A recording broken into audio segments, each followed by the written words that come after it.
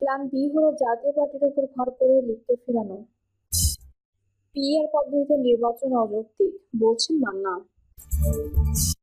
জাপা ও গণ অধিকার পরিষদের মধ্যে সংঘর্ষ, সেনাবাহিনী মোতায়েন। বিএনপি ছাড়া কিছু রাজনৈতিক দল চাইছে নির্বাচন পেছাতে, বলছেন রুমিন ফারহানা। এবং সর্বশেষ জানাবো, ডক্টর ইউনূসের সঙ্গে জামায়াতের রাতের যোগাযোগ আছে, প্র্যাকটিক্যালি তারাই দেশ চালাচ্ছে।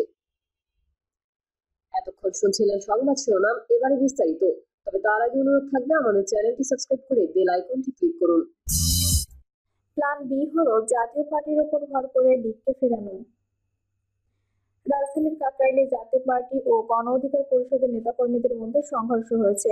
এ সময় গুরুতর আহত হয়েছে গণ অধিকার পরিষদের সভাপতি নুরুল হক নূর। এই ঘটনার প্রতিবাদ জানিয়ে জাতীয় নাগরিক পার্টির উত্তরাঞ্চলের মুখ্য সংগঠক সার্জিস আলম বলেছেন, প্ল্যান বি হলো জাতীয় পার্টির উপর ভর করে লিগকে ফেরানো। সেজন্য জাতীয় পার্টির বিষয়ে জিরো টলারেন্সে উত্তরপাড়া দক্ষিণপাড়া মিলেমিশে একাকার। ফেসবুকে সার্জিস আলম লিখেছেন, নূর ভাইয়ের ওপর বর্বরতম হামলার মূল কারণও এটা, অর্থাৎ জাতীয় পার্টির বিষয়ে স্ট্রং মেসেজ দেওয়া হলো সব দলকে। এমন ঘৃণ্যতর মামলা নিন্দা জানাচ্ছি। সার্জিস আলম লিখেছেন, আওয়ামী লীগ যেভাবে অপরাধ, তার দোসর বি টিম এবং বৈধতা দানকারী জাতীয় পার্টিও একইভাবে অপরাধী। জাতীয় পার্টিকে বিচারের আওতায় আনতে হবে। আওয়ামী লীগ এবং জাতীয় পার্টি একই পথের পথিক, তাদের পরিণতিও একই হবে। পিআর পদ্ধতিতে নির্বাচন অযৌক্তিক, বলছেন মান্না। নাগরিক ঐক্যের সভাপতি মাহমুদুর রহমান মান্না বলেছেন, আমরা এমন সরকার গঠন করতে চাই যে সরকারে থাকবে সব ভালো মানুষ। আপনারা জনগণ কোনো খারাপ মানুষকে ভোট দিয়ে সংসদে পাঠাবেন না। তিনি বলেন, আমার দেখা বিএনপি চেয়ারপারসন বেগম খালেদা জিয়া ভালো মানুষ। তিনি সরকারে থাকাকালে দেশের টাকা বিদেশে পাঠিয়ে দেশের ক্ষতি করেননি। স্বৈরাচারী শেখ হাসিনা সরকার আমলে তার নেতাকর্মীরা 1.5 লাখ কোটি টাকা বিদেশে পাচার করেছে, দেশের মানুষের ভোটের অধিকার কেড়ে নিয়েছে। আবু সাঈদ ও মুগ্ধদের মতো শহীদের রক্তের বিনিময়ে স্বৈরাচারী শেখ হাসিনার পতন ঘটিয়ে আমরা ভোটের অধিকার জিতেছি। যে কোনোভাবে তাদের মর্যাদা আমাদের রক্ষা করতে হবে। পিআর পদ্ধতি নিয়ে সাবেক এই প্রতিমন্ত্রী বলেন, পিআর পদ্ধতিতে নির্বাচন বাংলাদেশের জন্য অযৌক্তিক এবং আইনগতভাবে অগ্রহণযোগ্য। আমাদের পার্শ্ববর্তী দেশ নেপালে এই পিআর পদ্ধতি নির্বাচনের ফলে 10 বছরে 6 বার সরকার বদল হয়েছে। এসব বাদ দিয়ে সদ্য ঘোষিত রোডম্যাপ অনুযায়ী নির্বাচনে অংশগ্রহণের জন্য সব রাজনৈতিক দলকে আহ্বান জানান তিনি। এক নাহিদেই ভরসা এনসিপির। নতুন বন্দোবস্তে রাষ্ট্র বিনির্মাণে চলতি বছর ফেব্রুয়ারিতে আত্মপ্রকাশ ঘটে জাতীয় নাগরিক পার্টি। এটি প্রতিষ্ঠিত করেছেন জুলাই গণঅভ্যুত্থানের সংগঠনদের একটি অংশ। জনগণের আকণ্ঠ সমর্থন আর আকাশচুম্বী প্রত্যাশার ভরকেন্দ্র হয়ে ওঠা এই তরুণ নেতৃত্বের দল 28 ফেব্রুয়ারি যখন আত্মপ্রকাশ করে, দেশের আপামর জনমানুষের মনে এক নতুন আশার সঞ্চার ঘটেছিল। মানুষ স্বপ্ন দেখছিল, পুরনো রাজনৈতিক পঙ্কিলতা ছেড়ে ফেলে এনসিপি উপহার দেবে এক নতুন বাংলাদেশের। তবে রাজনৈতিক বিশ্লেষকদের মতে অভ্যুত্থানের বছর না ঘুরতেই এবং আত্মপ্রকাশের মাত্র 6 মাসে সেই প্রত্যাশার চূড়া থেকে এনসিপি পা পিছলে পড়ে বাস্তবতার খাদের কিনারায়। জুলাই অভ্যুত্থানের যে নাহিদ সার্জিস হাসনাতের দেখে মানুষের মন স্বপ্ন জেগেছিল, সময় পরিক্রমায় তা ক্রমেই ম্লান হয়ে এসেছে। বরং পদে পদে এই তরুণ নেতারা হয় বিতর্কে জড়াচ্ছেন, নয়তো অপরিপক্কতা খাচ্ছেন হোঁচট। তবে দলের জন্মলগ্ন থেকে সবচেয়ে বেশি আস্থা ও বিশ্বাসের জায়গায় ছিলেন এনসিপির আহ্বায়ক নাহিদ ইসলাম। জুলাই অভ্যুত্থানে তার নেতৃত্ব ফ্যাসিবাদ বিরোধী সংগ্রামের সম্মুখ সারির ভূমিকায় তাকে এনসিপির মুখপাত্রে পরিণত করেছে। রাজনৈতিক বিশ্লেষকদের মতে, দলের অন্য নেতাদের নানা বিতর্কিত কর্মকাণ্ডে যখন জনগণের হতাশা বাড়ছে, তখন নাহিদের পরিপক্কতা পরিচ্ছন্ন ভাবমূর্তি এখন এনসিপির অন্যতম ভরসা। 2024 সালের 3রা আগস্ট ঢাকায় কেন্দ্রীয় শহীদ মিনারে নাহিদ ইসলামের ফ্যাসিস্ট হাসিনা সহ তার ফ্যাসিবাদ হটানোর এক দফা ঘোষণা করেন। সেই উত্তাল সময় নাহিদ ইসলাম ও তার সহযোদ্ধা ছাত্র নেতাদের ডাকে সাড়া দিয়ে আপামর জনতা রাজপথে নেমে আসে। 5ই আগস্টের সফল অভ্যুত্থানের পর বন্যা সহ একাধিক প্রাকৃতিক দুর্যোগে মানুষের পাশে দাঁড়ানোর আহ্বান জানিয়েও তারা বিপুল সাড়া পান জনগণের। এই ঈর্ষণীয় জনপ্রিয়তাকে পুঁজি করে গড়ে ওঠে এনসিপি। এনসিপির আত্মপ্রকাশের দিন মানিক মে অ্যাভিনিউয়ে হাজার হাজার মানুষের স্বতঃস্ফূর্ত অংশগ্রহণে দলটির আহ্বায়ক নাহিদ ইসলাম বলেছিলেন, বাংলাদেশকে আর কখনো বিভাজিত করা যাবে না। এনসিপি হবে গণতান্ত্রিক, সমতাভিত্তিক ও জনগণের প্রতিনিধিত্বকারী রাজনৈতিক দল। যদিও ইতিমধ্যে এনসিপির বেশ কিছু নেতাকর্মী এরূপ বক্তব্য ও কর্মকাণ্ড জনমনে তীব্র হতাশার সৃষ্টি করেছে।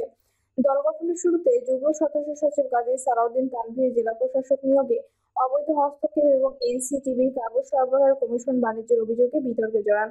অন্যদিকে কেন্দ্রীয় যুগ্ম আহ্বায়ক সারোয়ার তুষার এক নারী সতীর্থকে অনৈতিক প্রস্তাব দেওয়ার অভিযোগে শোকজ নোটিশ পাঠান। চলতি বছরের 21শে মে বৈষম্য বিরোধী ছাত্র আন্দোলনের 3 নেতাকে ধানমন্ডি থানা থেকে ছাড়িয়ে আনায় জ্যেষ্ঠ যুগ্ম মুখ্য সমন্বয়ক আব্দুল হান্নান মাসুদও ব্যাপক সমালোচিত হন। গুলশানের সাবেক এক এমপির বাসায় বৈষম্য বিরোধী ছাত্র আন্দোলনের কয়েকজন সমন্বয়কের চাঁদাবাজির ঘটনাতেও এনসিপির কোনো নেতার নাম উঠে আসে। এনসিপি গঠনের শুরুর দিকে উত্তরাঞ্চলের মুখ্য সংগঠক সার্জিস আলম শতাধিক গাড়ি নিয়ে এলাকায় শোডাউন দিলে তার আর্থিক উৎস নিয়ে সব মহলে প্রশ্ন ওঠে। দক্ষিণাঞ্চলের মুখ্য সংগঠক হাসনাত আব্দুল্লাহ আওয়ামী লীগ পুনর্বাসনের প্রসঙ্গে সেনাবাহিনীর নাম টেনে বিরূপ প্রতিক্রিয়া তৈরি করেন।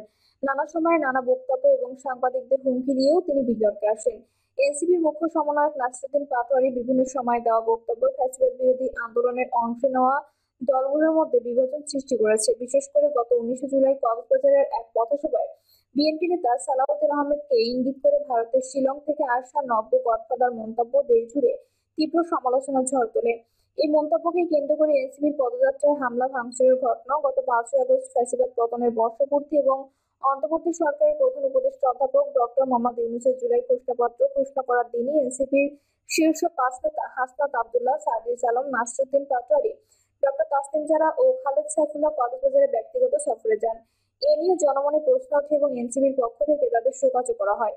সবশেষ নাসিরুদ্দিন পাটোয়ারি 12ই আগস্ট আন্তর্জাতিক যুব দিবস উপলক্ষে জাতীয় যুব সম্মেলনের অনুষ্ঠানে বলেন, ফেব্রুয়ারিতে নির্বাচন হবে না।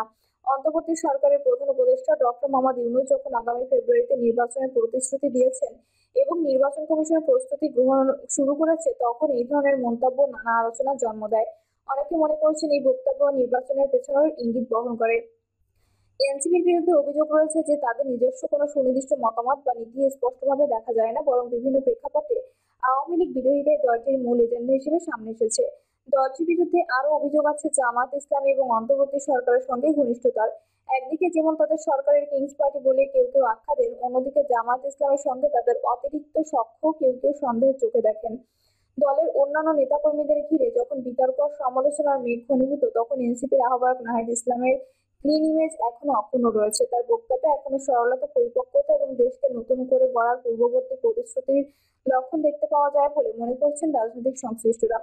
জুলাই গণঅভ্যুত্থানের দিনগুলোতে ডিবির হাতে আটক হওয়া নাহিদ ইসলাম অমানবিক নির্যাতনের শিকার হয়েছিলেন। দেশকে ফ্যাসিবাদ মুক্ত করতে তার ভূমিকা ছিল সম্মুখ সারিতে। ফ্যাসিবাদের পতনের পর তিনি অন্তর্বর্তী সরকারের ডাক, টেলিযোগাযোগ ও তথ্য প্রযুক্তি মন্ত্রণালয়ের উপদেষ্টা নিযুক্ত হন, কিন্তু দেশের স্বার্থে দেশকে নতুনভাবে গড়ার লক্ষ্যে উপদেষ্টার পদ থেকে পদত্যাগ করে রাজনৈতিক দলের হাল ধরেন। এতেই মানুষ আশার আলো দেখছিল। নাহিদ ইসলাম এখনো রাষ্ট্রের মৌলিক সংস্কারের লক্ষ্যে জুলাই সনদ বাস্তবায়নের ব্যাপারে দৃঢ় রয়েছেন, যার প্রতিফলন দেখা যায় তার প্রতিটি বক্তৃতায়। জুলাই মাসে 64 জেলায় নাহিদ ইসলাম দলীয় নেতাকর্মীদের নিয়ে দেশ গড়তে জুলাই পদযাত্রা কর্মসূচি শুরু করেন। এ সময় তিনি সর্বস্তরের মানুষের কাছে যান, তাদের কথা শোনেন এবং পুরনো জরাজীর্ণ অবস্থা থেকে দেশকে একটি নতুন বন্দোবস্তে নিয়ে যেতে নিজের দলের অবস্থানও জানান। এতে প্রায় 1 বছর পর জনগণের সঙ্গে তাদের জনসংযোগ ঘটে বলে মনে করেন সংশ্লিষ্টরা। তবে